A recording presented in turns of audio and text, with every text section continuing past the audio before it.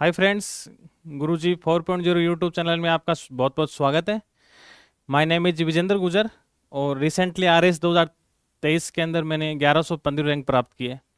आज मैं पॉलिटी का एक बहुत ही अच्छा टॉपिक है जो आरपीएससी में आरएस से लेकर पीएसआई, पटवार, ग्राम सेवक, पटवारी, हर प्रतियोगी परीक्षा की दृष्टि से बहुत इंपॉर्टेंट टॉपिक है। वैसे पॉलिटी अपन कहीं से भी स्टार्ट कर सकते हैं, लेकिन अपन शुरुआत करेंगे आज बहुत ही अच्छा टॉपिक है राष्ट्रपति। हालांकि पॉलिटी स्टार्ट करते हैं संविधान सभा से, संविधान की ऐतिहासिक पृष्ठभूमि की, संविधान की ऐतिहासिक पृष्ठभूमि क्या रही है उससे संबंधित सभी तथ्यों को लेकर चलते हैं। लेकिन जितनी भी एग्जाम होती है उनमें 2 से 3 क्वेश्चन राष्ट्रपति से संबंधित पूछे जाते हैं। तो आज अपन इस पे विस्तृत चर्चा करेंगे और जहां तक संभव है कि इससे बाहर क्वेश्चन जाने की जीरो पॉसिबिलिटी है, तो बहुत ही डीपली पढ़ेंगे इसको। राष्ट्रपति जब भी पढ़ते हैं प्रेसिडेंट को तो भाग 5 आर्टिकल 52 से 62 तक, हालांकि इसका मेंशन आगे भी है 65, 74, 79 तक इसका मेंशन है, लेकिन मोस्ट प्रोबेबल जहां से क्वेश्चन बन सकते हैं राष्ट्रपति से संबंधित हम इस पे डिस्कस करेंगे। तो आर्टिकल 52 से 62, भारत में क्या ब्रिटिश संसदीय शासन व्यवस्था अपनाई गई है जिसको बोलते हैं अपन वेस्टमिंस्टर प्रणाली। संसदीय व्यवस्था में क्या होता है कि 2 धुरियां होती हैं। एक तरफ भारत का राष्ट्रपति होता है जो संवैधानिक प्रमुख होता है, इसके अलावा नाम मात्र के, जिसको अपन नाम मात्र का भी कह सकते हैं, और वास्तविक प्रमुख होते हैं भारत के प्राइम मिनिस्टर, जो वास्तविक प्रमुख होते हैं। तो इस संसदीय प्रणाली के अंतर्गत एक तो हो गए संवैधानिक प्रमुख,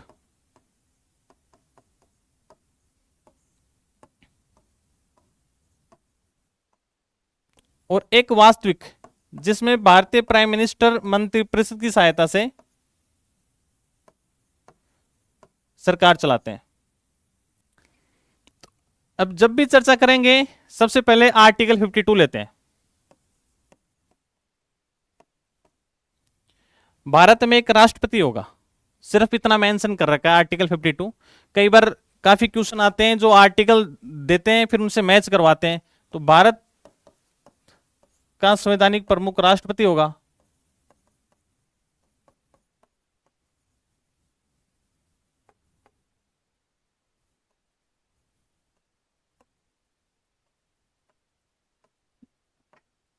भारत में एक राष्ट्रपति होगा, आर्टिकल 52। इसके बाद आर्टिकल 53। आर्टिकल 52 इतना इंपॉर्टेंट नहीं है। आर्टिकल 53, संघ की कार्यपालिका शक्ति राष्ट्रपति में निहित रहेगी।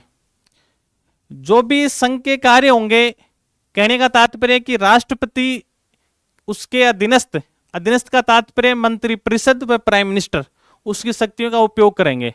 जितने भी कार्य होते हैं संसदीय व्यवस्था में सारे राष्ट्रपति के नाम से होते हैं।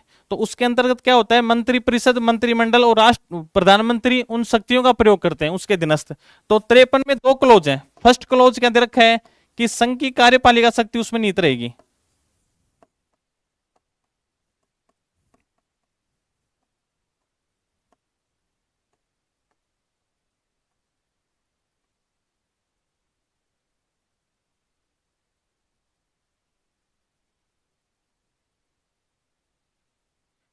सेकंड क्लोज 53, क्योंकि डीपली पढ़ना पड़ेगा। अभी तक अपन पढ़ते थे कि आर्टिकल 53 संघ की कार्यपालिका शक्ति उसमें निहित रहेगी, लेकिन 53 में भी सेकंड क्लोज है कि राष्ट्रपति सर्वोच्च सेनाओं का कमांडर रहेगा, तीनों सेनाओं का।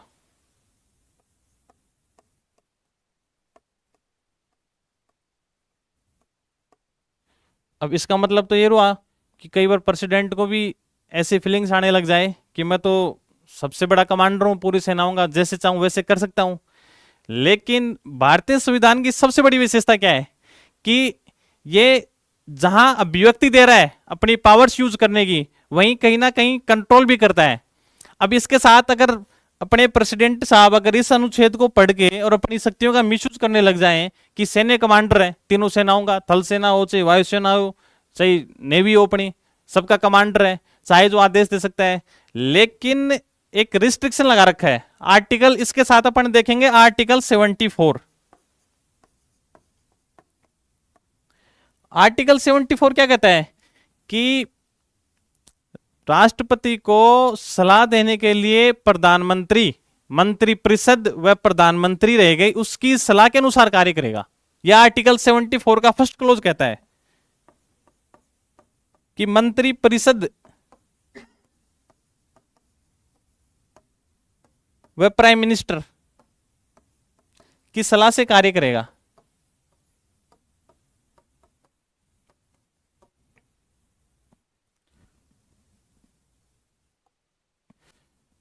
आर्टिकल 74 में भी देखा कि फर्स्ट क्लोज में क्या था कि प्राइम मिनिस्टर और मंत्रिपरिषद की सलाह से कार्य करेंगे।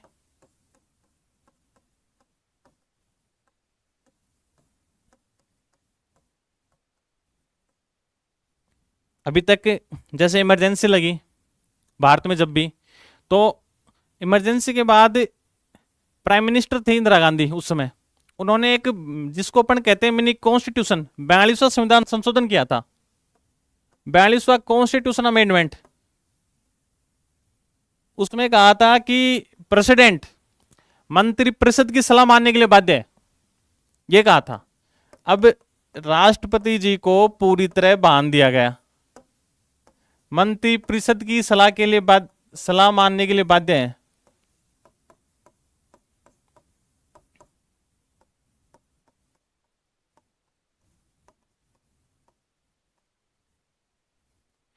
अब सलाह की प्रकृति क्या है, लिखित सलाह है, मौखिक सलाह है, कैसी सलाह है। लेकिन काफी दिनों बाद जब देखा गया कि इसका संसदीय सरकारें या संघीय सरकारें इसका मिसयूज ज्यादा कर सकते हैं, उसके बाद एक 44वां कॉन्स्टिट्यूशन अमेंडमेंट और हुआ, जिसमें कहा कि ठीक है राष्ट्रपति जी को एक छूट देते हैं कि एक उसको पुनर्विचार कर सकते हैं, वो एक बार पुनर्विचार कर सकते हैं। जो सलाह बाध्य थी, मान लो मंत्रिपरिषद और प्राइम मिनिस्टर कैबिनेट ने कोई सिफारिश कर दी, कैबिनेट ने सिफारिश भेज दी प्रेसिडेंट साहब को, अब प्रेसिडेंट साहब को मानने के लिए बाध्य थे। क्यों? क्योंकि 42 कॉन्स्टिट्यूशन अमेंडमेंट हुआ था उस समय। लेकिन 44वें कॉन्स्टिट्यूशन अमेंडमेंट में क्या किया गया कि राष्ट्रपति जी अपनी सलाह को, जो मंत्रिपरिषद ने जो सलाह दी है, एडवाइस दी है, उसको एक बार पुनः विचार के लिए भेज सकते हैं, एक बार पुनः विचार के लिए भेज सकते हैं। इसलिए 44 कॉन्स्टिट्यूशन अमेंडमेंट किया गया कि उनको एक अवसर दिया जाता है कि वो पुनः विचार के लिए भेज सकते हैं।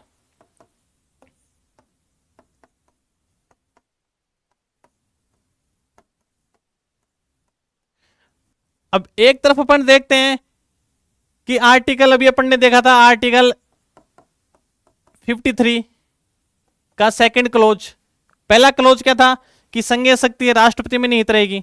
सेकंड क्लोज क्या था कि राष्ट्रपति सेनाओं का सर्वोच्च कमांडर रहेगा। लेकिन उसके साथ अपन को कौन सा पढ़ना पड़ेगा? आर्टिकल 74 कुछ बाध्यताएं लगाता है कि प्राइम मिनिस्टर और मंत्रिपरिषद की सलाह से राष्ट्रपति जी कार्य करेंगे। फिर 42 में क्या किया कि ये कहा गया कि मंत्रिपरिषद की सलाह मानने के लिए बाध्य है प्रेसिडेंट। लेकिन फिर 44 में क्या हुआ? 44 में क्या है कि पुनः विचार के लिए वापस भेज सकते हैं एक बार। तो अभी तक अपन ने क्या क्या देखा? आर्टिकल 52, उसको समराइज करते हैं, जो भी यहां पढ़े उसको तुरंत याद कर लें, जिससे किसी भी कंपटीशन में हो चाहे दोबारा बार बार रिवाइज करेंगे। कहते हैं ना कि करत करस्त अभ्यास ते जड़मती हो तो सुजान, रस्सी आवत जावत है सिल पे पड़े निशान। जिस प्रकार कुएं की मुंडेर पे जो पत्थर रहता है, बार बार अपन जल निकालते हैं उससे, तो उस रस्सी से पत्थर पे निशान पड़ जाता है। तो आप भी जब बार बार प्रयास करोगे ना, तो आजकल आरपीएससी का लेवल इतना डीपली बढ़ गया है, आरपीएससी का हो चाहे आरएसएसबी का हो, इतना डीपली हो गया है कि क्वेश्चन बिल्कुल माइनर क्वेश्चन आते हैं। तो अभी तक अपन ने पढ़ा 52 राष्ट्रपति होगा, 53 में 2 क्लोज पढ़े। पहला, संघीय कार्यपालिका नीति रहेगी, सेकंड, सर्वोच्च सेनाओं का कमांडर। अब आता है 54 आर्टिकल।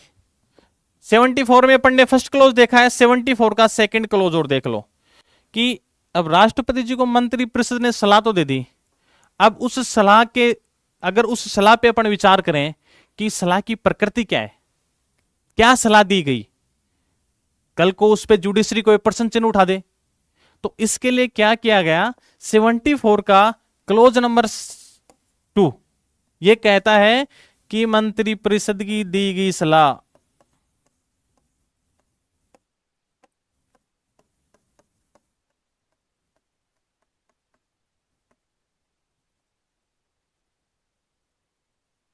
किसी भी न्यायालय में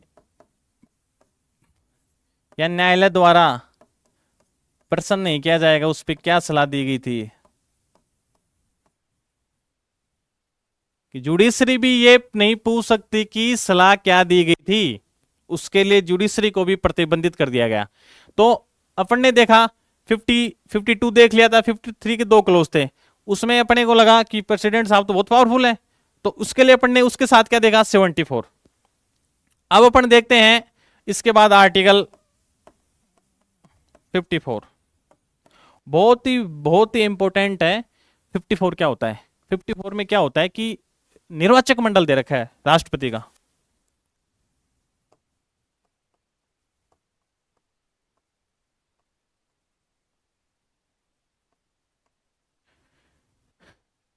देखो दोस्तों, पढ़ने के लिए मार्केट में बहुत सारे नोट्स उपलब्ध हैं, अपने पास हर किसी के नोट्स अच्छी अच्छी बुक्स उपलब्ध हैं, सारी बुक्स हैं। जब तक आप उसकी गहन समझ अपने मस्तिष्क में डेवलप नहीं करोगे तब तक किताबें कॉप है।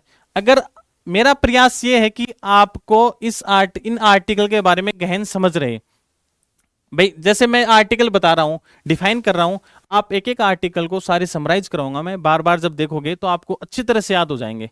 इसके लिए आपको क्या करना है, बस नोट्स आपके पास उपलब्ध रहेंगे, आप तो समझो कि इसमें क्या होता है। अभी तक अपन पढ़ते थे कि आर्टिकल 54 में क्या है, निर्वाचक मंडल, इससे आगे अपन जाते नहीं थे। अब जो पेपरों का लेवल आ रहा है वो बहुत डीपली जा रहा है, निर्वाचक मंडल। अब निर्वाचक मंडल का क्या मतलब होता है कि राष्ट्रपति के चुनाव में जैसे अपने होते हैं कि सरपंच का चुनाव है, एमएलए एमपी के चुनाव है, खूब देते हैं ना भाई। अपने एमपी एमएलए के चुनाव में क्या होता है, एमपी एमएलए के चुनाव के अंदर वोट डालने जाते हैं, तो अपने क्या होता है कि 18 वर्ष से जो ज्यादा उम्र का मतदाता होता है ना, वो वोट डालता है। 18 वर्ष से ज्यादा उम्र का वोटर्स अपने वोट डालता है। सरपंच का चुनाव होता है, चाहे एमपी का होता है, एमएलए का चुनाव होता है। अपने लोकतंत्र की सबसे बड़ी खूबी क्या है भारत में, यहाँ हर वर्ष कहीं ना कहीं चुनाव रहते हैं। अभी नवंबर में बिहार में चुनाव है, तो अपने क्या है कि 18 वर्ष जिसने आयु प्राप्त कर ली वो अपने राइट टू वोट का यूज कर सकता है, वोट का अधिकार है उसको। अब राष्ट्रपति का चुनाव है तो चुनाव में अपन थोड़े वोट डाल सकते हैं। इसके लिए क्या है कि राष्ट्रपति के चुनाव के निर्वाचक मंडल में कौन कौन शामिल रहेगा। जैसे सरपंच का चुनाव है तो उस गांव की निर्वाचक सूची में पंजीकृत मतदाता वोट डालेंगे। अब प्रेसिडेंट के चुनाव में क्या होता है, अब भारतीय इसमें क्या होता है कि भारत में एक तो होती है संसद, एक होते हैं राज्य विधानमंडल।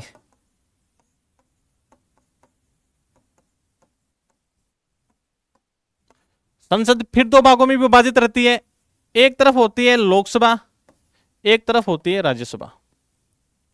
राज्य विधानमंडल भी एक तरफ तो होते हैं अपने एमएलए और एक तरफ होते हैं एमएलसी। अब निर्वाचक मंडल में कौन कौन शामिल होंगे ये देखना है। तो राष्ट्रपति के चुनाव में क्या होते हैं कि लोकसभा, राज्यसभा, विधानसभा के, यानी सभी निर्वाचित सदस्य भाग लेंगे। कारण क्या होता है, राज्यसभा में कुछ सदस्य तो होते हैं नॉमिनेटेड, मनोनीत होते हैं,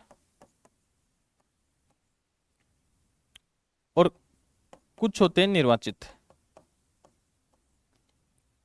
लेकिन मनोनीत सदस्य राष्ट्रपति के चुनाव में भाग नहीं लेंगे।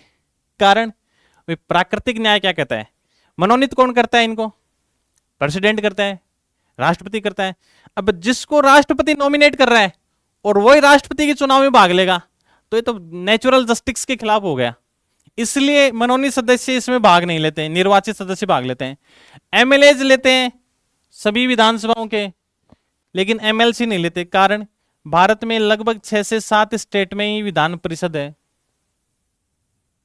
तो ये तो फिर क्या समानता का व्यवहार प्रत्येक स्टेट के साथ नहीं हो पाएगा, इसलिए एमएलसी भी भाग नहीं लेते चुनाव में। तो चुनाव में कौन लेता है? लोकसभा के निर्वाचित सदस्य, राज्यसभा के निर्वाचित सदस्य और सभी विधानसभाओं के निर्वाचित सदस्य इसमें भाग लेते हैं। इसके अलावा ये बताओ आप कि यूटी कितने भारत में? क्या यूटी के सदस्य भी उसके निर्वाचक मंडल में शामिल होते हैं क्या? जी बिल्कुल होते हैं। वर्तमान में 8 यूटी हैं। यूटी कितनी हैं? 8। अब 8 में से विधानसभा कितने में है? दिल्ली, पंडुचेरी और तीसरी विधानसभा है जे&के। 3 विधानसभा है यूटी के अंदर। अब 3 विधानसभाओं के अंदर देखा जाए तो क्या भारतीय संविधान में, बहुत ध्यान से सुनना, अगर मैं एक क्वेश्चन करता हूं कि भारतीय संविधान के अनुसार या भारत के संविधान के प्रारंभ होने के समय निम्न में से किस यूटी या किस किस यूटी को राष्ट्रपति के निर्वाचक मंडल में शामिल, या कौन सी यूटी राष्ट्रपति के निर्वाचक मंडल में शामिल थे? तो आपका ऑप्शन क्या जाएगा? आप लोग दिल्ली भी क्लिक कर दोगे अगर उस ऑप्शन में तो, लेकिन आपकी जानकारी के लिए बता देता हूं मैं, दिल्ली पंडुचेरी को 70वें संविधान संशोधन, 70वें कॉन्स्टिट्यूशन अमेंडमेंट 1992 के द्वारा दिल्ली व पंडुचेरी को शामिल किया गया था निर्वाचक सूची में, जो 1 जून 1995 को लागू हुआ था। कि जैसे आरपीएससी में काफी बार क्वेश्चन आता है कि दिल्ली पंडुचेरी का क्या, कौन से संविधान संशोधन के तहत, तो आप ध्यान रखना कि संविधान के प्रारंभ में जब संविधान लागू हुआ था उस समय किसी भी यूटी को राष्ट्रपति के निर्वाचक मंडल में शामिल होने का नहीं था। लेकिन 70वां कॉन्स्टिट्यूशन अमेंडमेंट हुआ कब? 1992 में। प्रभावी कब हुआ? 1 जून 1995 से। उसके बाद से दिल्ली व पंडुचेरी को शामिल कर लिया गया। अभी रिसेंटली जब अपने चुनाव हुए थे नए, जब श्रीमती द्रौपदी मुर्मू जब प्रेसिडेंट बनी थी, तो उस समय क्या दिल्ली, पंडुचेरी और जे&के के सदस्यों ने भाग लिया था क्या? क्योंकि उस समय जे&के की विधानसभा भंग थी, इसलिए जे&के के सदस्यों ने इस चुनाव में भाग नहीं लिया था। अब फिर एक क्वेश्चन आ रहा है कि मान लिया कि 70वें कॉन्स्टिट्यूशन अमेंडमेंट में तो दिल्ली व पंडुचेरी को तो शामिल कर दिया गया, लेकिन क्या जे&के तो बना, यूटी बनाया, जे&के का नाम है क्या? तो आपको बता देता हूं मैं कि जम्मू कश्मीर जे&के पुनर्गठन अधिनियम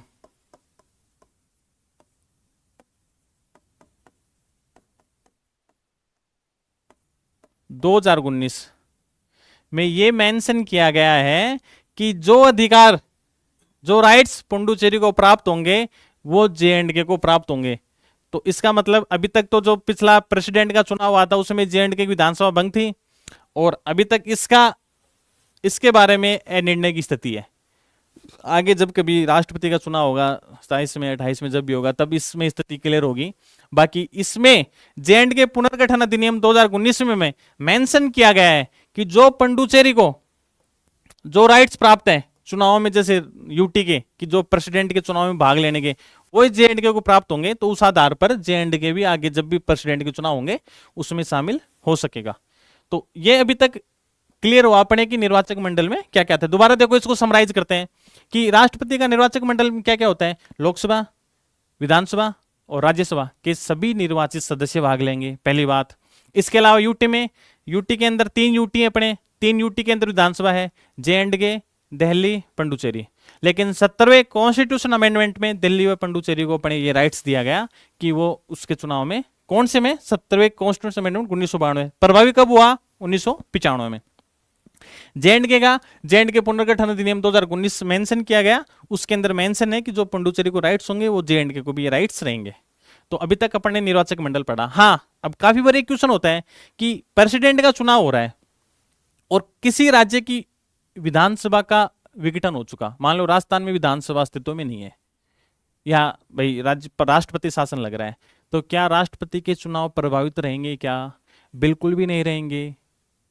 राष्ट्रपति के चुनाव पे कोई प्रभाव नहीं पड़ेगा, कि किसी भी राज्य की विधानसभा भंग है या कुछ निर्वाचक मंडल में से कुछ सदस्य नहीं है तो राष्ट्रपति के चुनाव पे कोई प्रभाव नहीं पड़ेगा। तो यह अपन ने बहुत अच्छे से पढ़ा है आर्टिकल 54 निर्वाचक मंडल। अब आगे पढ़ते हैं अपन आर्टिकल 55।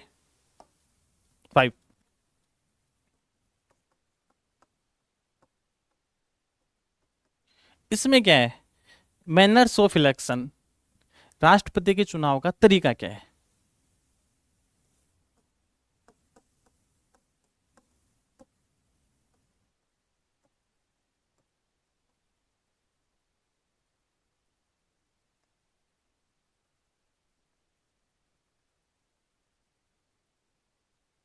अब जैसे अपने एमपी एमएलए के चुनाव में वोट डालते हैं, अपने वोट एमपी एमएलए के चुनाव होते हैं ईवीएम मशीन से,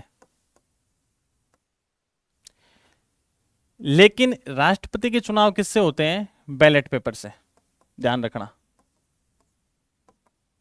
आगे फिर कलर होता है, एक बैलेट पेपर हरा रंग का होता है, कोई नीले रंग का होता है बैलेट पेपर, उस पर ज्यादा अपने को जाना नहीं है। राष्ट्रपति का चुनाव बैलेट पेपर से होता है। अपने दो सिस्टम है, first past the post system, एक है आनुपातिक प्रतिनिधित्व है,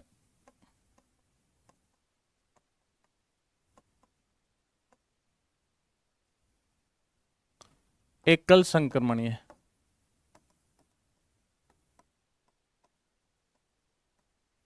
इसमें क्या होता है, जैसे मान लो सीकर लोकसभा है, उसका चुनाव हुआ, 4 कैंडिडेट हैं ABCD, इनको वोट मिले 38, इनको मिले 22, इनको 15, इनको 8। First past the post system में क्या होता है कि जिसको सर्वाधिक मत मिले वही विजेता होता है। तो इसका मतलब यह विनर कौन हो गया, ए हो गया। लेकिन आनुपातिक प्रतिनिधित्व प्रणाली में एक वोट का एक निश्चित प्रतिशत अपने को प्राप्त करना होता है। अगर ये हुआ कि मान लो प्रेसिडेंट का चुनाव है, ABC, इनको आए 40, इनको 30, इनको 20, लेकिन इसमें ए विनर नहीं रहेगा क्योंकि वोटों का एक निश्चित प्रतिशत अपने को प्राप्त करना है। अब राष्ट्रपति के चुनाव में वोटों का एक निश्चित प्रतिशत कैसे है, देखो इसमें क्या होता है कि मान लो कुल मत है n, टोटल मत कितने हैं n, पद कितना है राष्ट्रपति का, पद कितना होता है, एक ही पद होता है, एक जोड़ा इसमें +1, आगे इक्वेशन बनाओ n/2 + 1। n कोई भी नंबर होगा, मान लो किसी भी नंबर है, किसी नंबर में 2 का भाग देंगे तो उसका कितना प्रतिशत हो गया, 50% हुआ भाई। n जो भी है तो n में दिया तो अपने किसी भी कोई भी नंबर लेंगे उसमें अगर अपन 2 से डिवाइड करेंगे तो उसका कितना प्रतिशत होगा, 50%। ये हो गया 50% +1। कुल मिला के निष्कर्ष ये है कि राष्ट्रपति के चुनाव में कुल वैध मतों का आपको 50% +1 प्राप्त करना आवश्यक है, तब भी आप उस चुनाव में विनर हो। 50 + 1 ये राष्ट्रपति के चुनाव में। अब ये भी ठीक है कि ठीक है अपने जितने भी हैं MP हैं, MLAs हैं, विधानसभा के निर्वाचित सदस्य हैं, MLC नहीं है उसमें काउंट नहीं है, तो जो जितने भी हैं 700 800 जितने भी हैं, तो इनका मत कैसे काउंट होगा। जैसे इतने हुए कि ठीक है एक ने वोट डाला, एक MLA ने वोट डाला, MP ने डाला, सबको काउंट कर लिया, 750 हो रहे हैं। एक आइडिया बता रहा हूं मैं कि 750 हो गए। अब इसमें से 50% प्राप्त कर लिया लगभग, कि इसका 50% कितना होगा, लगभग 450। किसी ने मान लो 376 300 इतने प्राप्त कर लिए, वो विनर हो गया। अब ये बताओ आप, एक MP का जब इलेक्शन होता है तो लगभग 20 से 25 लाख की जनसंख्या का क्या करता है, प्रतिनिधित्व करता है वो।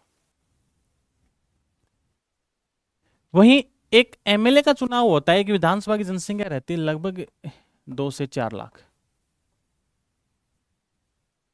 अब क्या इसके वोट की वैल्यू और इसके वोट की वैल्यू समान रहेगी। राष्ट्रपति का चुनाव है प्रत्यक्ष होता है। अब इसमें डायरेक्ट जनता भाग लेती नहीं है, लेकिन अपने द्वारा, जनता द्वारा चुने हुए जनप्रतिनिधि अपने वोट्स का यूज करते हैं। लेकिन क्या एक एमएलए और एक एमपी के वोट्स को अपन एक ही तरह से तोल सकते हैं?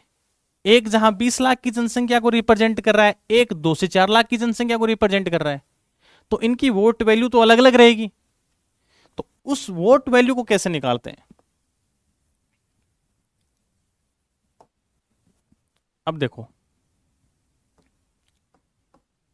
एमएलए की वोट वैल्यू,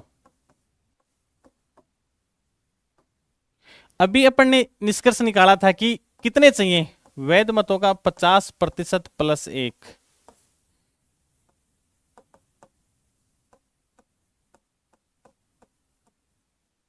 टोटल। कौन सी प्रणाली से? अपन ने first past the post system देख लिया, अनुपातिक प्रतिनिधित्व प्रणाली अभी देखेंगे अपन, उसमें क्या है, तो जो राष्ट्रपति के चुनाव में काम में आती है। अब देखो एमएलए की वोट वैल्यू क्या आती है, कुल जनसंख्या कहां की, उस स्टेट की, जिस स्टेट के एमएलए की वोट वैल्यू निकालेंगे उसकी जनसंख्या, उसके सभी निर्वाचित सदस्य, न कि कुल सदस्य। कैसे सदस्य हैं ये ध्यान रखना, निर्वाचित सदस्य। अब जैसे राजस्थान की देखेंगे, वे 6 लाख तो जनसंख्या हो गई, और यहाँ लगभग 200 से 200 एमएलए चुनते हैं। अब मान लो एक सीट पे अभी उपचुनाव हो रहा है, लेकिन आप निकालो, मोटा मोटा आइडिया निकालो कि 6 करोड़ जनसंख्या और उसमें 200 का भाग दोगे तो बहुत बड़ा एक अमाउंट आएगा। तो ऐसे वोटों को कैसे काउंट करेंगे? इसलिए इसको क्या करते हैं, इसको 1/1000 से गुणा कर देते हैं। आरएस प्री 2025 में क्या क्वेश्चन आया था, आरएस प्री 2024 में 4 कथन दे दिए कि एक एमएलए के वोट से संबंधित, और ऐसा ऑप्शन दिया था 1/100 भी दे दिया था कंफ्यूज करने के लिए। लेकिन क्या डीपली जब पढ़ाई नहीं करते हैं तो फिर उसमें कंफ्यूज हो जाते हैं, और बहुत से बच्चों ने 1/100 भी क्लिक कर दिया कि सही है, जबकि उसका आंसर क्या था कि कुल जनसंख्या बटे सभी निर्वाचित सदस्य। इसमें भी ध्यान रखना, न कि कुल सदस्य, निर्वाचित सदस्य, और इनटू 1/1000। इससे निकालेंगे तो राजस्थान के जो एमएलए हैं इनकी वोट वैल्यू कितनी आती है, 129। अभी तक तो काम चल जाता था, मोटा मोटा पढ़ लेते थे, लेकिन अब अभी यूपीएससी में गत वर्ष क्वेश्चन पूछा था, उसमें 3-4 स्टेट की वोट वैल्यू दे दी थी। तो अपन भाई पूरे स्टेट की तो याद नहीं रख पाते, लेकिन ऐसी तो सिमिलर जिसकी है उसकी याद रखेंगे, मैक्सिमम किसकी है, मिनिमम किसकी है, तो इतना डीप तो जाना पड़ेगा। तो राजस्थान की कितनी है, 129। तो राजस्थान से मिलता जुलता कौन सा है, छत्तीसगढ़। तो छत्तीसगढ़ की भी कितनी है, 129। उत्तर प्रदेश की मैक्सिमम है 208, सिक्किम है, सिक्किम की है 7,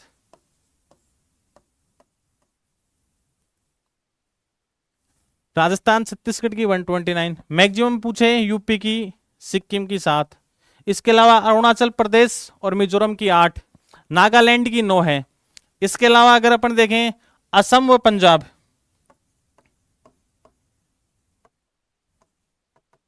इनकी 116 है, असम और पंजाब की 116 है। ऐसे कर्नाटक की है 131 है। तो मोटा मोटा 5-7 याद रखेंगे ना तो एक आइडिया लग जाएगा कि किस स्टेट की कितनी है। इवन यहां तक तो आपको याद रखनी पड़ेगी कि राजस्थान की इतनी है, यूपी की इतनी है मैक्सिमम, सिक्किम की इतनी। इसके अलावा आप याद रखो तो अरुणाचल प्रदेश और मिजोरम, इनकी कितनी है, 8, नागालैंड की है 9, असम पंजाब की है 116। ये याद रखनी पड़ेंगी, क्योंकि जिस हिसाब से इन फ्यूचर आरपीएससी का जो पेपर जा रहे हैं, अभी रिसेंटली आपने रिजल्ट देखा होगा फर्स्ट ग्रेड पॉलिटी का, जिसमें पूरे राजस्थान में मात्र 6 बच्चे क्वालिफाई हुए हैं। तो कहीं ना कहीं या तो कोचिंग इंस्टीट्यूट के जो नोट्स हैं उन पे डिपेंडेंसी ज़्यादा बढ़ रही है स्टूडेंट्स की, टेक्स्ट बुकों की कमी आ रही है, एनसीईआरटी आरबीएससी की किताबों से मोहभंग हो रखा है। तो बहुत डीप नॉलेज लेना पड़ेगा। तो अगर इससे बाहर, फिर बता रहा हूं, इससे बाहर क्वेश्चन जाने की 0 पॉसिबिलिटी है। ये अपन ने देख ली किसकी वैल्यू, एमएलएज की वोट। अब अपन देखेंगे सांसद की वोट।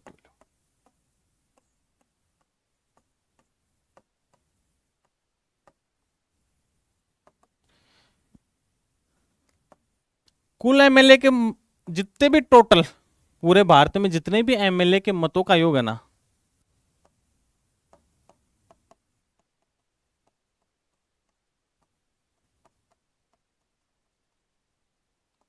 और सभी निर्वाचित सदस्यों की संख्या, जितने भी एमपी है ना उनकी,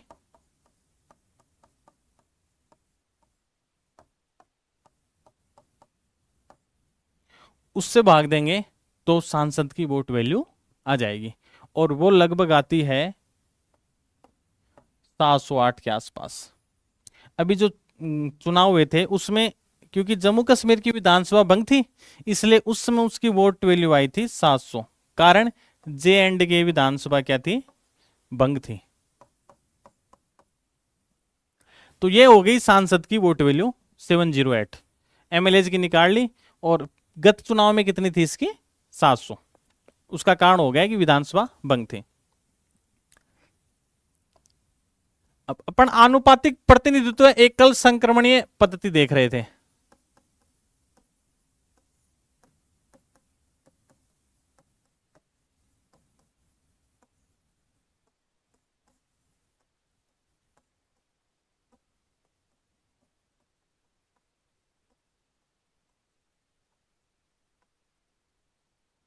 अब जब भी प्रेसिडेंट का चुनाव होता है, तो जैसे सरपंच का, एमपी एमएलए के चुनाव में अपन वोटिंग डालते हैं अपने, जहां नजदीक कोई भी बूथ होता है, मतदाता बूथ, वहां डालते हैं।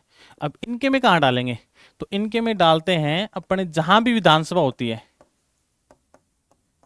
विधानसभा में डाल दिया। लोकसभा सदस्य है, वहां लोकसभा में डाल देते हैं। ये मतदान केंद्र होते हैं वहां के।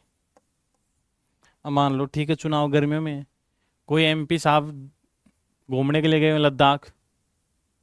अब वो कहेंगे साहब जब जे एंड के विधानसभा में चुनाव, यहाँ पे भी वोट डाल सकता हूँ क्या मैं? भाई मेरे को राजस्थान का कोई एमपी या एमएलए घूमने गया है लद्दाख, तो फिर बिल्कुल डाल सकता है, लेकिन उसके लिए एक कंडीशन है कि 10 दिन की पूर्व सूचना पे।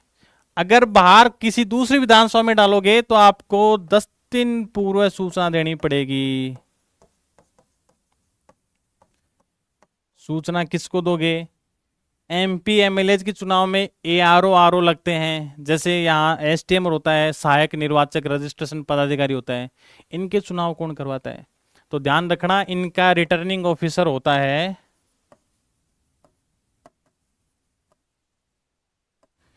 या तो राज्यसभा या लोकसभा का जनरल सेक्रेटरी। आरएस मेंस का क्वेश्चन है 2 नंबर का। या तो राज्यसभा या लोकसभा का महासचिव। चुनाव ईसीआई कराता है, इलेक्शन कमीशन ऑफ इंडिया। तो इनको नियुक्त कौन करता है?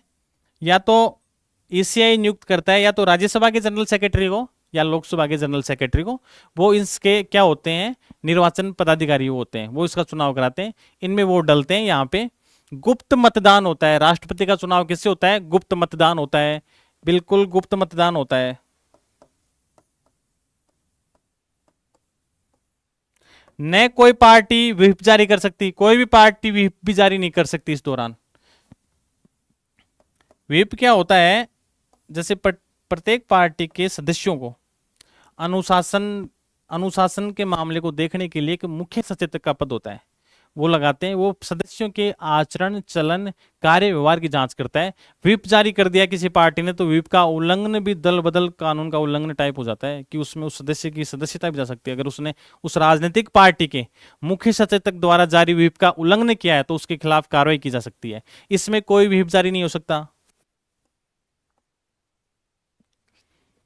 अब राष्ट्रपति का चुनाव है, जैसे अपने एमपी एमएलए के चुनाव, सब अभिव्यक्ति की स्वतंत्रता है।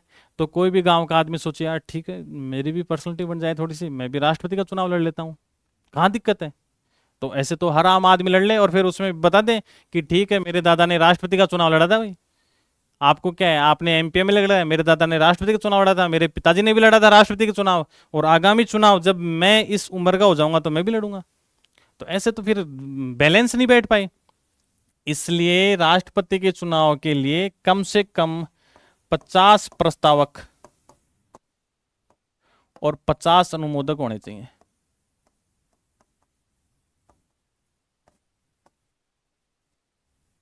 ठीक है, कोई एमपी का चुनाव लड़ रहा है, एमएलए का, उसको तो भाई हमारा नेता कैसा हो, जो भी चुनाव लड़ेगा उसका नाम लेके, नारे वाले तो तैयार रहते ही हैं, कहीं भी चले जाओ, संघर्ष हमारा साथी है जैसे नारे लगाने के लिए बहुत रहते हैं। लेकिन वो 50 प्रस्तावक व 50 अनुमोदक उस निर्वाचक मंडल में से होने चाहिए। मतलब आपके पास या तो 100 सांसद या एमएलए होने चाहिए आपके पास, तब आप प्रेसिडेंट का चुनाव लड़ सकते हो, नहीं तो आम आदमी खड़ा हो जाए। इसलिए आप देखना राष्ट्रपति के चुनाव में 2 प्रत्याशी मिलते हैं, तीसरा प्रत्याशी अभी तक नहीं खड़ा हुआ कभी, क्योंकि आपके पास 50 प्रस्तावक होने चाहिए, 50 अनुमोदक होने चाहिए, और वो भी निर्वाचक मंडल में। तो उसके वोट कौन डालता है? एमपी, एमएलए, जो निर्वाचित सदस्य हैं, राज्यसभा के हो, लोकसभा के हो। तो उसके इस कारण से कितने चाहिए? 100 चाहिए। इसलिए हर कोई चुनाव नहीं लड़ सकता। किसी की जमानत जब्त हो गई, जमानत जब्त हो जाती है। कुल वैध मतों का अगर 1/6 प्राप्त नहीं हुआ तो जमानत जब्त की राशि बहुत कम है, मात्र 15,000 रुपए आरबीआई द्वारा जमा किए जाएंगे। जमानत राशि को देखते तो हर कोई लड़ सकता है, लेकिन बाधा कहाँ आती है? सबसे बड़ी 50 प्रस्तावक 50 अनुमोदक राष्ट्रपति के चुनाव में। तो अब वोट डालने गए तो राष्ट्रपति के चुनाव में क्या होता है कि राष्ट्रपति का चुनाव अनुपातिक प्रतिनिधित्व एकल संक्रमणी पद्धति से होता है। इसमें क्या होता है कि वरीयता देनी पड़ती है अपने को। जैसे ए बी सी 3 चुनाव लड़ रहे हैं, वोट डालने वाले हैं, ये वरीयता दे दी 1 2 3 1 2 3 1 2 3। ये बेसिक वैसे बता रहे हैं कि कैसे, मतलब प्रत्येक बैलेट पेपर होता है। आज तो बैलेट पेपर जैसे सरपंच के चुनाव में पहले चलता था, पंच के चुनाव में बैलेट पेपर होता था, प्रत्याशी का नाम अंकित रहता है, उसके आगे मोहर लगाते थे। तो आपको वरीयता देनी पड़ेगी कि 1 नंबर की वरीयता, जैसे चुनाव हुआ था द्रौपदी मुर्मू, सामने यशवंत जी सिन्हा थे, तो द्रौपदी मुर्मू को किसी ने दिया 1 नंबर, तो यशवंत सिन्हा को भी वरीयता देनी पड़ेगी, चाहिए 2 नंबर, तो 1 2 ऐसे वरीयता देते हैं। और जब वरीयता देते हैं और उसमें काउंट करते हैं कि टोटल वो वैध मतों का कितना प्रतिशत, 50% से अगर अधिक प्राप्त कर लिया तो वो विनर है। अभी तक सिर्फ एक बार ऐसा हुआ है कि वीवी गिरी जी थे जब राष्ट्रपति, तब द्वितीय दौर की गणना हुई थी, तब वीवी गिरी प्रेसिडेंट बने थे।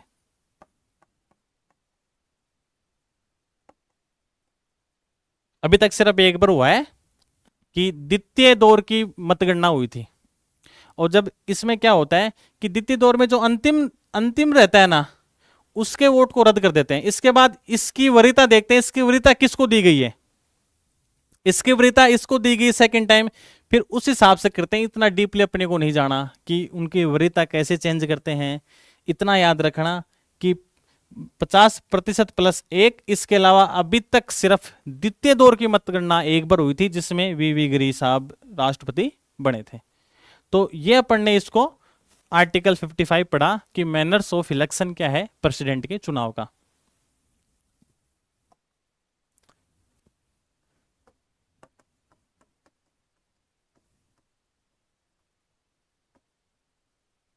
एक बार समराइज कर देते हैं, लोकसभा, राज्यसभा और एमएलए निर्वाचित।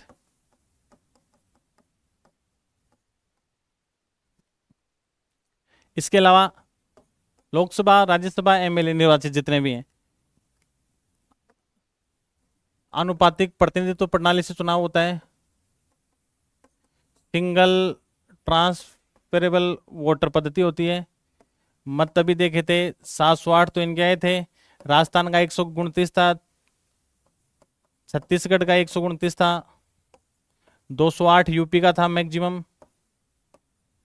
इसके बाद 7 सिक्किम का था। अभी तक सेकंड दौर की मतगणना हुई थी जिसमें सिर्फ वीवी गिरी साहब बने थे। तो ये इसका अपन ने रिवाइज कर लिया। बाकी इस वीडियो को आप दोबारा देखोगे तो आपको अच्छे से समझ में आ जाएगा। अगला आर्टिकल होता है 56।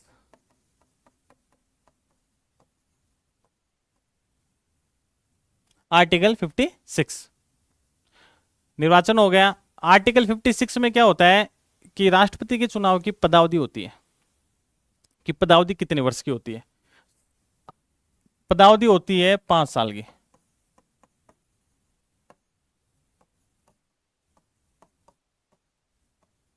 पांच वर्ष की होती है। मान लो प्रेसिडेंट साहब ने रिजाइन दे दिया, अब रिजाइन किसको देगा? हमेशा जब भी राष्ट्रपति रिजाइन देता है तो वाइस प्रेसिडेंट को देता है। इसमें भी 2-3 क्लोज हैं, 56(1) है, फिर 56(1) क है और 56(1) ख है। रिजाइन किसको देगा? रिजाइन देगा राष्ट्रपति उपराष्ट्रपति को। ठीक है, यहां तक ठीक है भाई। राष्ट्रपति का कार्यकाल 5 साल का होता है, रिजाइन देगा किसको? वाइस प्रेसिडेंट को। अगर वाइस प्रेसिडेंट साहब नहीं है तो रिजाइन किसको देगा? तो रिजाइन देंगे सीजीआई को। लेकिन वाइस प्रेसिडेंट को संबोधित करके रिजाइन दिया जाएगा। वाइस प्रेसिडेंट को संबोधित होगा, जैसे मान लो कि अपन किसी स्कूल में है, स्कूल में अपन लीव लेनी अपने को, तो एप्लीकेशन कैसे लिखेंगे? श्रीमान प्रधानाचार्य महोदय, प्रिंसिपल छुट्टी पे है, कोई दूसरा व्यक्ति सीनियर है वो जो कार्यवाहक है, तो क्या अपन ये लिखेंगे श्रीमान कार्यवाहक प्रधानाचार्य? ये तो लिखेंगे सेवा में श्रीमान प्रधानाचार्य। तो एप्लीकेशन तो उसी को लिखेगा। तो हमेशा जब भी वाइस प्रेसिडेंट है तब तो ठीक है, नहीं है तो उनको संबोधित करके देंगे।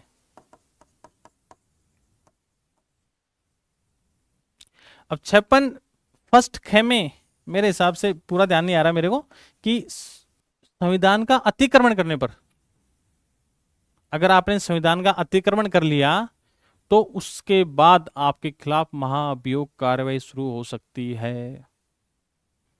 बहुत ही अच्छा बिंदु है ये कि क्वेश्चन आ गया कि राष्ट्रपति पर महाभियोग कौन से आर्टिकल में मेंशन है? आर्टिकल आ गया 56, 55, 58, 59। अभी तक अपन ने पढ़ा सिर्फ 61 है कि महाभियोग प्रक्रिया किस में होती है? 61 में होती है। लेकिन 61 की आधारशिला कहाँ रखी गई थी? 56 के अंदर रखी गई थी। अभी तक तो सीधा सीधा पढ़ते हो कि महाभियोग, यार आर्टिकल 61 तो दे नहीं रखा है इसके अंदर, कहीं ना कहीं गराते हैं और देखते हैं ये क्वेश्चन तो डिलीट होगा। अरे भैया क्वेश्चन डिलीट नहीं होगा, डिलीट की बजाय डीप स्टडी करते तो ज्यादा बेहतर रहता कि 56 में इसकी आधारशिला रखी गई है। अगर संविधान का अतिक्रमण होता है तो राष्ट्रपति के खिलाफ महाभियोग प्रक्रिया चालू हो सकती है। आर्टिकल 56 में मेंशन कर रखा है 56(1) ख में, इसलिए 56 इंपोर्टेंट हो जाता है कि महाभियोग की प्रक्रिया कहां मेंशन कर रखी है? 56(1) ख में। अभी तक पढ़ते थे, ठीक है, 56 पदावधि है, सबको पता है 5 साल का कार्यकाल है। यह जरूर है कि 5 वर्ष का कार्यकाल पूर्ण होने से पहले राष्ट्रपति का चुनाव करवाना आवश्यक है। अभी तक भारत में परंपरा रही है लगभग कि 25 जुलाई को राष्ट्रपति अपने शपथ लेते हैं, 25 जुलाई को। तो 25 जुलाई से पहले, 25 जुलाई से 60 दिन पहले एक अधिसूचना जारी की जाती है। वो एक्ट होता है एक राष्ट्रपति का निर्वाचन, राष्ट्रपति निर्वाचन एक्ट 1952, और एक होता है 1974। ध्यान रखना कभी कोई क्वेश्चन आ जाए बहुत ज्यादा डीप हो जाए ना कि राष्ट्रपति का चुनाव के लिए, चुनाव संचालन के लिए कौन से दिशा निर्देश हैं, तो एक तो 1952 और 1974 दो एक्ट है जो राष्ट्रपति के चुनाव से संबंधित है, 52-74। तो 25-60 दिन पहले अधिसूचना जारी की जाती है और जब तक नया राष्ट्रपति अपना पद ग्रहण नहीं कर लेता तब तक वो जो पूर्व में राष्ट्रपति थे वो पद पे बने रहते हैं। लेकिन भारत में विगत काफी समय से, शायद वीवी गिरी के बाद से ये परंपरा चली आ रही है कि लगभग 25 जुलाई को सभी राष्ट्रपति शपथ ले लेते हैं और 5 वर्ष का कार्यकाल। अब कार्यकाल पदावधि है, भारत में संविधान में कहीं कोई बाधा नहीं है कि एक व्यक्ति चाहे कितनी भी बार भी राष्ट्रपति रहे। जैसे यूएसए में है, यूएसए में फिक्स है एक व्यक्ति 2 बार से ज्यादा राष्ट्रपति नहीं बनेगा। ट्रंप साहब की तो चॉइस है कि मैं बार बार बनूं, लेकिन संवैधानिक बाध्यता है वहां की। बराक ओबामा 2 बार रहे थे। पहले चाइना में भी था, चाइना में भी था, लेकिन शायद 2018 में संशोधन कर दिया। मैक्सिको है, मैक्सिको में एक व्यक्ति सिर्फ एक बार प्रेसिडेंट बन सकता है, वहां कार्यकाल जरूर थोड़ा 6 वर्ष का है मैक्सिको में। रशिया में व्लादिमीर पुतिन है, वहां भी था, उन्होंने भी संशोधन कर दिया कि 2036 तक बने रह सकते हैं, कोई इशू नहीं है। लेकिन भारत में अभी तक सिर्फ डॉक्टर राजेंद्र प्रसाद थे जो शुरुआती चरण में 2 बार प्रेसिडेंट रहे थे, इसके बाद सभी व्यक्ति एक एक बार रहे हैं। तो आर्टिकल 56 पदावधि इंपॉर्टेंट कहाँ है वो मैंने बता दिया आपको। 56(1) है कि संविधान का अतिक्रमण करने पर, इसके अलावा यह भी आ सकता है कि अगर उपराष्ट्रपति का पद खाली है तो भारत का राष्ट्रपति किसको संबोधित करके अपना रिजाइन लिखेगा। तो आपको ध्यान रखना है, चाहे पद खाली हो तो भी वाइस प्रेसिडेंट को ही संबोधित करके और अपना रिजाइन देगा, रिजाइन जरूर सीजीआई को देगा। तो आर्टिकल 56 में इतना ही।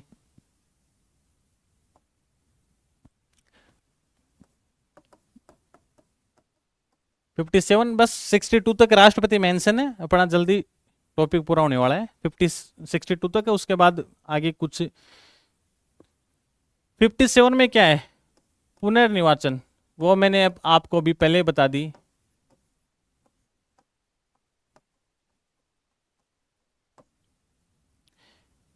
कि इसमें कुछ खास है नहीं कि भारत में एक व्यक्ति चाहे कितनी भी राष्ट्रपति बने, संविधान में ऐसा कहीं कोई मेंशन नहीं है, न कोई बाध्यता है। ये बताया था यूएसए में 2 बार है, मैक्सिको में वंस 1 बार है। तो आर्टिकल 57 में बस इतना है पुनर्निर्वाचन की पात्रता। आर्टिकल 58 इसमें है क्वालिफिकेशन, राष्ट्रपति पद के लिए क्या क्या योग्यता होनी चाहिए। आर्टिकल 58 और आर्टिकल 59 थोड़ा दिक्कत करते हैं। इसमें है कंडीशन, शर्तें, और इसमें है क्वालिफिकेशन। जैसे कोई पोस्ट, कोई विज्ञप्ति, जैसे आरएस की भर्ती आ रही है, तो उस भर्ती से आने से पहले आपकी क्या क्या योग्यताएं होनी चाहिए। कि आपको स्नातक होना चाहिए, आपको देवनागरी लिपि में लिखना आना चाहिए, पढ़ना आना चाहिए, ये क्या होगी योग्यताएं। लेकिन जब आपने कोई सर्विस ज्वाइन कर ली तो उसके साथ आपकी कंडीशन जुड़ेंगी कि आपको आरएसआर रूल्स की फॉलो करना पड़ेगा। अगर आप राजस्थान में सर्विस करते हो उन रूल्स को फॉलो करना पड़ेगा। तो वैसे ही है आर्टिकल 58, बहुत कंफ्यूज करता है काफी बार, और 4 कथन आते हैं। आरएस प्री में तो बहुत बार क्वेश्चन पूछा गया है और बच्चे इसमें बहुत कंफ्यूज रहते हैं। तो आप इसको थोड़ा सा ध्यान से देखना, क्या क्या क्वालिफिकेशन होनी चाहिए। पहली क्वालिफिकेशन सबको पता है, भारत का राष्ट्रपति का चुनाव लड़ रहा है तो भारत का नागरिक तो होना चाहिए। ऐसे थोड़ी किसी भी देश को लड़ा दोगे, भारत का नागरिक। अब जब सिटीजनशिप यहाँ की है तो एक निश्चित आयु भी प्राप्त होनी चाहिए। जैसे अपने एमएलए का चुनाव है, एक एज दे रखी है कि 25 साल का व्यक्ति चुनाव लड़ सकता है। सरकारी नौकरी के लिए भी आपको क्वालिफिकेशन चाहिए, तो एक एज दे रखी है, आपकी एज 21 होनी चाहिए। तो ऐसे ही राष्ट्रपति जी के लिए आपको 35 एज होनी चाहिए।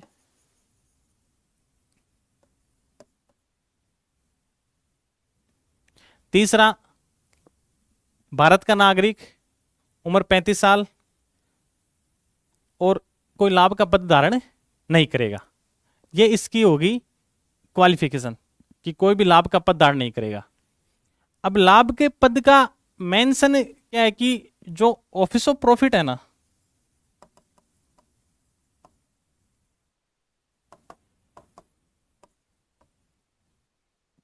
ऑफिस ऑफ प्रॉफिट क्या है, भारतीय संविधान में कहीं मेंशन नहीं है डायरेक्ट कि लाभ का पद क्या है, कहीं पे भी मेंशन नहीं है। लेकिन कहीं कहीं अपने को आर्टिकल आप देखोगे 102 और 191, इनमें आपको मिलेगा कि कोई भी विधानसभा सदस्य, कोई भी लोकसभा सदस्य या राज्यसभा का सदस्य किसी भी ऐसे पद पे काबिज नहीं होगा जहां से उसको वित्तीय लाभ मिलता हो। अपन सीधी सीधी मोटी मोटी भाषा देखें कि मान लो मैं कहीं का एमएलए हूं, एमपी हूं, और मैं अगर किसी कंपनी का मैनेजिंग डायरेक्टर बन के बैठा हूं जहां से मेरे को वित्तीय लाभ मिल रहे हैं, तो लेकिन उस लाभ के पद के अंदर कौन कौन शामिल नहीं होगा। एक तो राष्ट्रपति शामिल नहीं होगा, संघीय सरकार के मंत्री, चाहे वो राज्य सरकार के हो, एक राज्यपाल, इनको लाभ के पद से विमुक्त माना गया है कि ये लाभ के पद के अंदर नहीं माने जाएंगे। 58 में क्वालिफिकेशन है भारत का नागरिक 35 साल लाभ का पदधारक नहीं होना चाहिए। 58 में भी शायद 2 क्लोज दे रखे हैं, लेकिन बस आपको ये अहर्ता ध्यान रखनी है कि 51 में क्या क्या है 58 के अंदर कि भारत का नागरिक 35 साल, क्योंकि इसमें कोलैप्स क्या होता है कि एक तो 59 शर्तें और अहर्ताएं ये आपस में कंफ्यूज करती हैं कि इसमें ये क्या है। तो ये हो गया 3 में हो गया लाभ का पद नहीं होना चाहिए। अब 58 में close number second, close number second क्या है?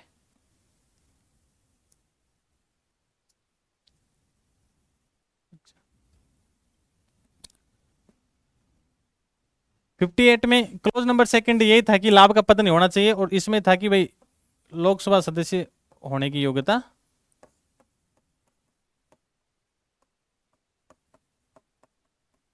रखता हूं। तो ये अपना हो गया 58। 59 भी इधर देख लो, इसमें शर्तें क्या क्या है। अब राष्ट्रपति जो बनेगा तो उसका पेमेंट रहेगा 5 लाख। 58 की पहली 59 की पहली शर्त क्या है कि जब भी राष्ट्रपति बनेगा अगर वो किसी लोकसभा, राज्यसभा, विधानसभा का सदस्य है तो सदस्य के पद पे नहीं रहेगा, यानी एमपी या एमएलए के पद को रिक्त माना जाएगा अगर जिस दिन वो राष्ट्रपति बन गया। कोई एमपी है या कोई एमएलए है, अगर वो प्रेसिडेंट बन गया, अब एक साथ दो दो जगह तो रह नहीं सकता, एमपी है एमएलए प्रेसिडेंट के चुनाव में खड़ा हुआ तो उसी दिन से जिस दिन उसने राष्ट्रपति पद पे उसका चुनाव हो गया तो वो इस पद को एमपी एमएलए का पद उसका रिक्त माना जाएगा। पहली शर्त। जैसे आरएसआर रूल में जो नियम है कि राज्य सरकार का कोई भी कर्मचारी एक साथ 2 शादियां नहीं कर सकता, उसको नौकरी से बर्खास्त कर सकते हैं। आरएसआर रूल में ये उसके लिए कंडीशन हो गई, नौकरी कर रहा है तो। वैसे ही जैसे ही पद पे नियुक्त होगा एमपी एमएलए नहीं रह सकता। दूसरी,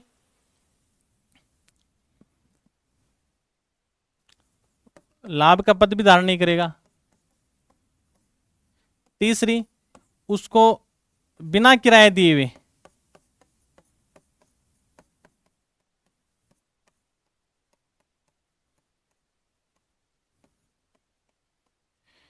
रेजिडेंस, वेतन भत्ते, परिलब्धियां, उसको पहली हो गई कि विधानमंडल का सदस्य नहीं होगा।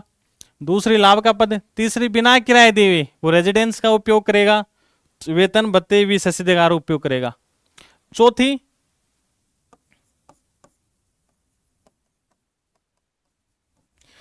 में क्या है कि उसको जो भी वेतन भत्ते मिल रहे हैं ना उनमें कोई भी अलाभकारी परिवर्तन नहीं किया जाएगा पदावधि के दौरान।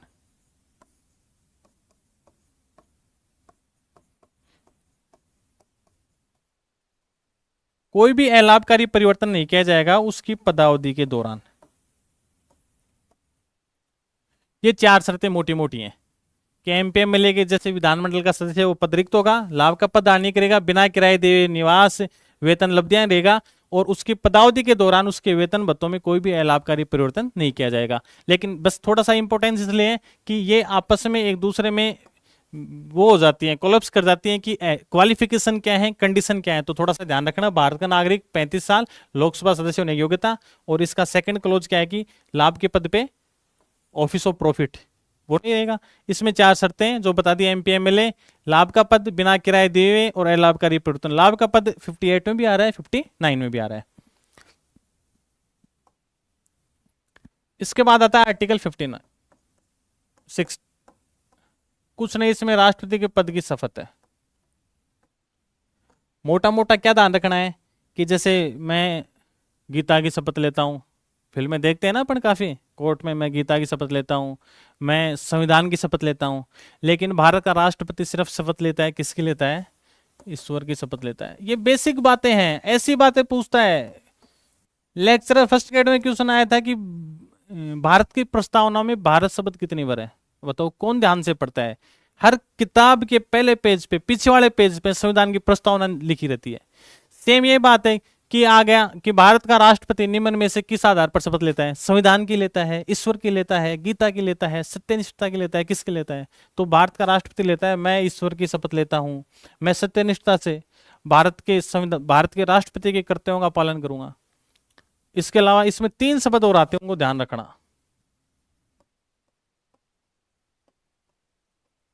संरक्षण,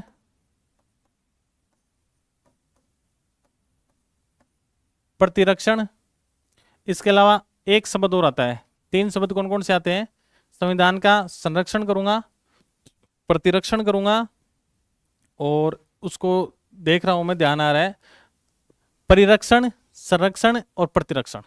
पहले प्रिरजू और आता है। ये इसलिए ध्यान रखना कई बार कि क्रम से पूछ लेते हैं कि भारतीय संविधान में शपथ में कौन कौन से शपथ निहित हैं राष्ट्रपति की शपथ में? परिरक्षण, संरक्षण, प्रतिरक्षण, बाकी और कोई इंपॉर्टेंस नहीं इसका खास है। यह आर्टिकल 60। अब आता है आर्टिकल 61, महाभियोग। 5 नंबर का क्वेश्चन आया था आरएस मेंस के अंदर 2021 में। राष्ट्रपति पर महाभियोग की प्रक्रिया समझाइए।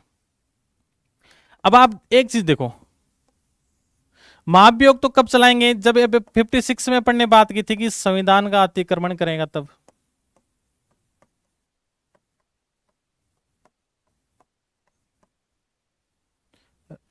मान लो कोई संविधान की ऐसी कोई जिसका अतिक्रमण किया राष्ट्रपति जी ने, तो महाभियोग प्रक्रिया शुरू करेंगे। महाभियोग प्रक्रिया संसद के किसी भी सदन में कर सकते हैं, ध्यान रखना इसको। संसद के किसी भी सदन में।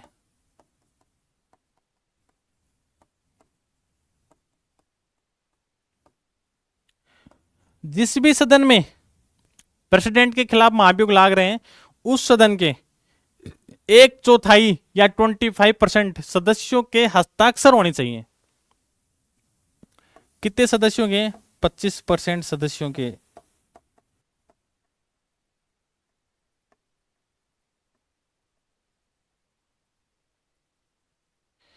कहते हैं ना भारतीय संविधान लचीला है, कोमल है, कठोर है, इन सब का मिश्रण है। अभी राष्ट्रपति जी को बहुत तो ऐसे हो जाए कि मैं तो मेरी शक्तियों को चाहे जैसे यूज कर सकता हूं, तो उनको भी हटाने के लिए आर्टिकल 61 में महाभियोग प्रक्रिया दे रखी है। तो उसके लिए क्या है कि किसी भी सदन के किसी भी सदन में, चाहे राज्यसभा में हो चाहे लोकसभा में हो, इजीली ला सकते हो, लेकिन उसके लिए उस सदन के 25% सदस्यों के हस्ताक्षर अनिवार्य है। ठीक है, आपने ले आया, मान लिया। अब जिस भी सदन में ले आए तो उस जब प्रस्ताव लाए हो तो उस पर डिस्कस तो होगा, चर्चा होगी, लेकिन चर्चा के 14 दिन पूर्व जिस भी सदन में चर्चा कर रहे हो, आपको 14 दिन पूर्व राष्ट्रपति जी को सूचित करना पड़ेगा। क्यों सूचित करना पड़ेगा? कि महाभियोग प्रस्ताव पे डिस्कस करने से पहले सूचित करोगे कि या तो वो खुद आए या उनका कोई प्रतिनिधि आकर अपना पक्ष रखें, भाई कि मेरी गलती क्या है जो आप मेरे खिलाफ महाभियोग लाग रहे हो। भाई अपने भारतीय कानून में क्या है, न्याय क्या कहता है, चाहे आप हाई कोर्ट जाओ, सुप्रीम कोर्ट जाओ, अगर कोई आरोपी भी है तो उसको भी उसका पक्ष मिलता है, उसको भी अपने पक्ष रखने का अवसर मिलता है, एक अपॉर्चुनिटी मिलती है, उसको वकील उपलब्ध कराते हैं, लॉयर उपलब्ध करवाते हैं कि वो उसका पक्ष अच्छे से रख सके, उसको भी अपनी बेगुनाह साबित करने का अवसर मिले। तो उसी प्रकार राष्ट्रपति जी को 14 दिन पूर्व सूचित करेंगे। एक सदन में प्रस्ताव लाया, दूसरे सदन में, लेकिन ध्यान रखना दोनों सदनों में प्रस्ताव है ना कुल सदस्य संख्या के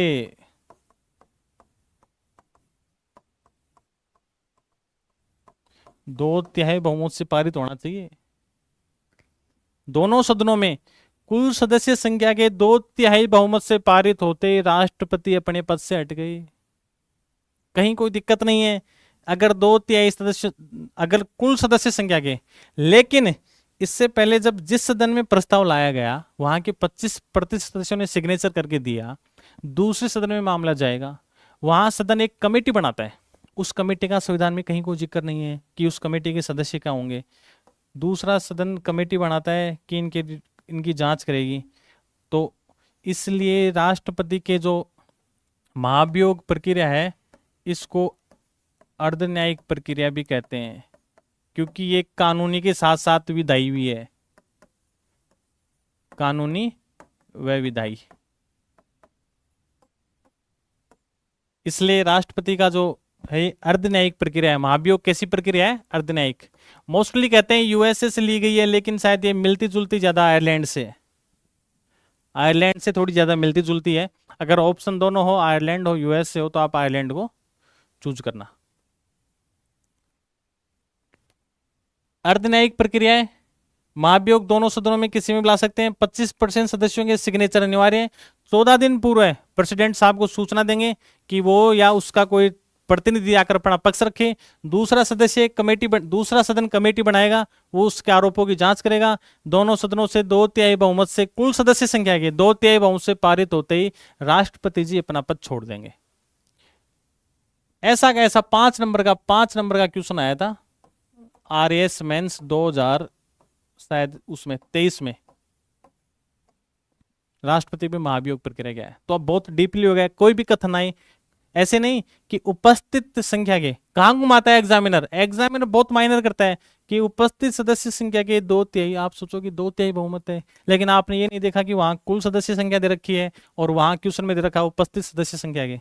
इसलिए जितना भी हो सके डीपली पढ़ो, एक बार पढ़ो, बार बार पढ़ो, जिससे आपको एग्जाम में सफलता जल्दी मिलेगी, सुनिश्चित होगा कि आपका भी सिलेक्शन होगा। इसलिए अच्छी चीजें पढ़ो, अच्छे लोगों से पढ़ो, अच्छा कंटेंट पढ़ो। ये हो गया राष्ट्रपति पे महाभियोग, आर्टिकल 61। मेरे हिसाब से इसमें और कुछ चीजें छूटी नहीं है आर्टिकल 61 में। ये हो गया महाभियोग 14 दिन पूर्व है। इसके अलावा एक दो बातें और हैं कि जब भी महाभियोग ला रहे हो ना, तो उसमें संयुक्त अधिवेशन नहीं बुलाया जाएगा कभी भी, कि संयुक्त अधिवेशन नहीं बुलाया जाएगा महाभियोग के लिए, कि अलग दोनों सदन एक साथ बैठे। आर्टिकल 108 कहता है कि संयुक्त अधिवेशन बुला सकते हैं, नहीं, संयुक्त अधिवेशन नहीं बुलाया जाएगा बिल्कुल भी। और महाभियोग की प्रक्रिया भारतीय संविधान में सिर्फ राष्ट्रपति के लिए है और किसी के भी लिए नहीं है। तो ये अपना वो हो गया, महाभियोग हो गया। अब इसके अलावा चलते हैं 61 पे आते हैं।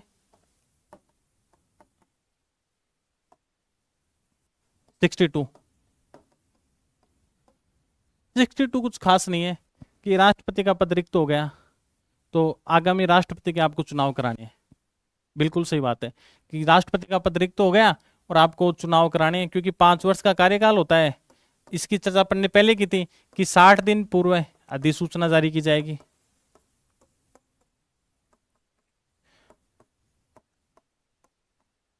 इलेक्शन कमीशन ऑफ इंडिया इस बात का वेट नहीं करेगा कि 25 जुलाई को कार्यकाल पूरा होगा उसके बाद मैं अधिसूचना जारी करूं।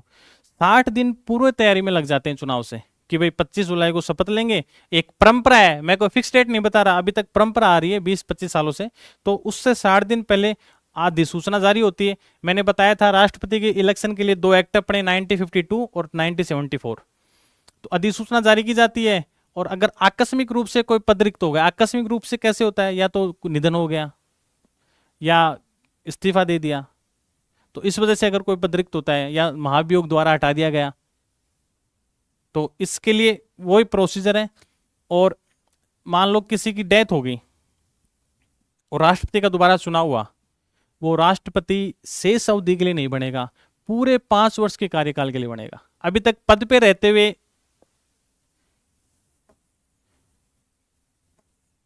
एक तो जाकिर हुसैन साहब का निधन हुआ था, एक फखरुद्दीन अली थे,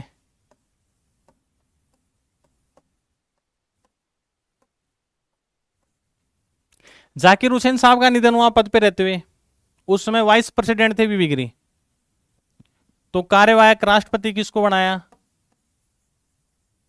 वीवी गिरी जी को कार्यवाहक बना दिया। अब दोबारा फिर भाई निधन हो गया तो राष्ट्रपति का चुनाव करवाना आवश्यक है। जब चुनाव करवाए तो वीवी गिरी जी साहब राष्ट्रपति पद के उम्मीदवार हो गए। जब उम्मीदवार हो गए तो वाइस प्रेसिडेंट से तो रिजाइन देंगे। अब जब रिजाइन दे दिया वाइस प्रेसिडेंट से, तो राष्ट्रपति भी कोई नहीं रहा, वाइस प्रेसिडेंट का पद भी खाली हो गया। तब क्या करें? तब अपने सीजीआई थे एक मोहम्मद हिदायतुल्लाह, उनको कार्यवाहक राष्ट्रपति बनाया गया।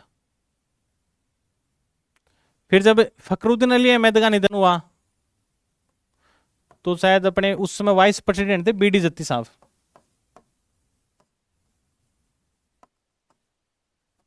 तो इनको बनाया गया। अभी तक पद पे रहते हुए 2 राष्ट्रपति थे जिनका निधन हुआ था, डॉक्टर जाकिर हुसैन, फखरुद्दीन अली। जाकिर हुसैन का निधन हुआ तो ये वाइस प्रेसिडेंट थे वीवी गिरी, तो वीवी गिरी साहब को फिर क्या बनाया गया, कार्यवाहक राष्ट्रपति। जब राष्ट्रपति के चुनाव हुए तो ये खुद स्वयं उम्मीदवार थे उस दौरान, इसलिए इन्होंने रिजाइन किया तो प्रेसिडेंट वाइस प्रेसिडेंट दोनों पोस्ट खाली हो गए, तो तत्कालीन सीजीआई मोहम्मद हिदायतुल्लाह को कार्यवाहक राष्ट्रपति बनाया गया। तो कार्यवाहक राष्ट्रपति अभी तक तीनों हैं, वीवी गिरी, मोहम्मद हिदायतुल्लाह और बीडी जत्ती। बीडी जत्ती साहब का नंबर कैसे आया, अपने फखरुद्दीन अली साहब का इंतकाल हो गया था इसलिए इनका नंबर आया। तो ये आर्टिकल 62 था। उम्मीद करता हूं कि अपन ने प्रत्येक बिंदु को बहुत अच्छे से किया है, और आगे बचा राष्ट्रपति से संबंधित इनका कैसा कार्यकाल रहा है, कितने राष्ट्रपति रहे हैं, तो उनका कार्यकाल और अपन पार्ट 2 में देखेंगे, जिसकी आज सिर्फ वैसे पढ़ा है, आगे इसकी स्लाइड लेके और इनका प्रत्येक का कार्यकाल अपन देखेंगे। और आशा है कि आप सभी के लिए बहुत अच्छा साबित होगा ये। धन्यवाद।